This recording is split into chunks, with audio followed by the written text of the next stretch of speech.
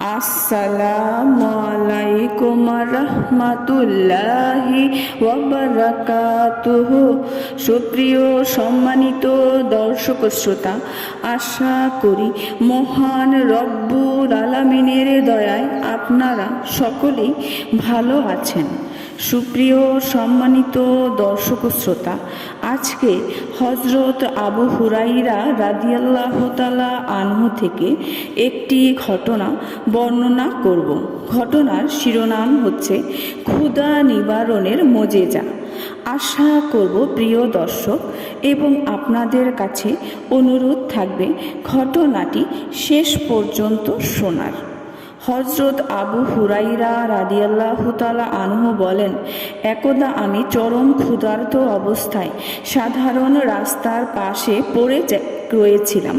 হজরত আবু বকর রাদিয়াল্লাহু তাআলা আনহু আমার পাশ দিয়ে গমন করছিলেন। আমি তাকে কোরআন পাকের একটি আয়াত প্রসঙ্গে জিজ্ঞেস করলাম।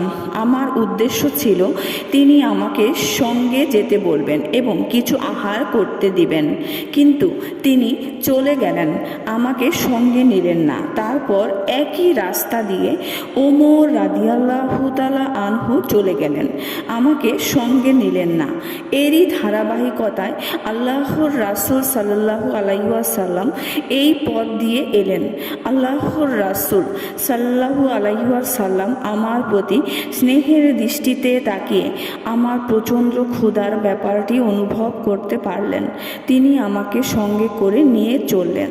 তিনি ঘরে গিয়ে একটি দুধের পাত্র পেলেন। ঘরে অবস্থানকারীর নিকট জানতে চাইলেন, এই দুধ কোথা থেকে এলো? উত্তর এলো, অমুক ব্যক্তি আপনার জন্য প্রেরণ করেছেন।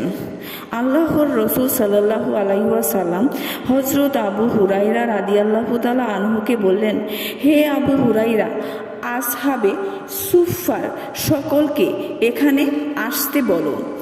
তাহলে সুফাফা ইসলামেরই মেহমান ছিলেন, অর্থাৎ সুফা ইসলামেরই মেহমান ছিলেন। তাদের না ছিল কোনো ঘরবাড়ি, না ছিল কোনো ধন সম্পদ। আল্লাহর রাসূল সাল্লাল্লাহু আলাইহি ওয়াসাল্লামের কাছে কোনো হাদিয়া এলে সেগুলো নিজে ব্যবহার করতেন এবং আহলে সুফাদেরও শরিক রাখতেন। আবু হুরাইরা রাদিয়াল্লাহু তাআলা আনহু বলেন, আল্লাহর রাসূল সাল্লাল্লাহু আলাইহি ওয়াসাল্লাম আসহাবে সুফফার সাথীদের ডেকে আনতে বললে আমার নিকট একটু খটকার জন্ম দিল। মনে মনে চিন্তা করছিলাম, এই দুধটুকু আমি একা পান করব আর এতে আমার কিছু শক্তির সঞ্চার হবে। এই সামান্য পরিমাণ দুধে সমস্ত সুফফাবাসীর কি হবে? এত দশত্বেও আল্লাহর রাসূল সাল্লাল্লাহু আলাইহি ওয়াসাল্লামের নির্দেশ পালন করা জরুরি। নির্দেশ মতো আমি আহলে সুফফার সকল সাথীদেরকে আল্লাহর রাসূল সাল্লাল্লাহু আলাইহি ওয়াসাল্লামের পায়গাম পৌঁছে দিলাম। সংবাদ পেয়ে সকলেই আল্লাহর রাসূল সাল্লাল্লাহু আলাইহি ওয়াসাল্লামের দরবারে হাজির হয়ে গেল। আল্লাহর রাসূল সাল্লাল্লাহু আলাইহি ওয়াসাল্লাম তখন বললেন, আবু হুরাইরা, এই পাত্রটি উঠাও আর প্রত্যেককে দুধ পান করাও। নির্দেশ মোতাবেক আবু হুরাইরা রাদিয়াল্লাহু তাআলা আনহু প্রত্যেককে বারবার দুধ পান করালেন। সকলেই তৃপ্তি সহকারে দুধ পান করলেন। অবশিষ্ট দুধ তিনি আল্লাহর রাসূল সাল্লাল্লাহু আলাইহি ওয়াসাল্লামের খেদমতে পেশ করলেন। আল্লাহর রাসূল সাল্লাল্লাহু আলাইহি ওয়াসাল্লাম মুচকি হেসে মাথা মুবারক উপরে উঠিয়ে আমাকে বললেন, এখন তুমি আর আমি অবশিষ্ট রইলাম। হযরত আবু হুরাইরা রাদিয়াল্লাহু তাআলা আনহু বললেন, হ্যাঁ ইয়া রাসূলুল্লাহ। আল্লাহর রাসূল সাল্লাল্লাহু আলাইহি ওয়াসাল্লাম হযরত আবু হুরাইরা রাদিয়াল্লাহু তাআলা আনহুকে বললেন, এখন তুমি পান করো। হযরত আবু হুরাইরা রাদিয়াল্লাহু তাআলা আনহু পান করলেন। আল্লাহর রাসূল সাল্লাল্লাহু আলাইহি ওয়াসাল্লাম বললেন, পান করো। নির্দেশ পেয়ে তিনি পুনরায় পান করলেন।